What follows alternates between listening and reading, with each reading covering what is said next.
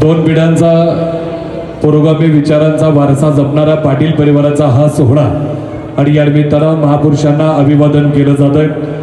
महाराष्ट्राच्या मातीला स्वाभिमान काय असतो हे शिकवणारे राजे श्रीमंत छत्रपती शिवाजी महाराज, समाज क्रांतीचे जनक, ज्यांनी शिक्षणाची गंगा सर्वदूर पोहोचवली ते महात्मा ज्योतिराव फुले, सामान्य माणसांच्या प्रगतीसाठी अविरत कष्टणारे राजर्षी शाहू महाराज, अज्ञानाच्या अंधकारातून ज्ञानाच्या तेजाकडे नेणारे भारतरत्न डॉक्टर बाबासाहेब आंबेडकर,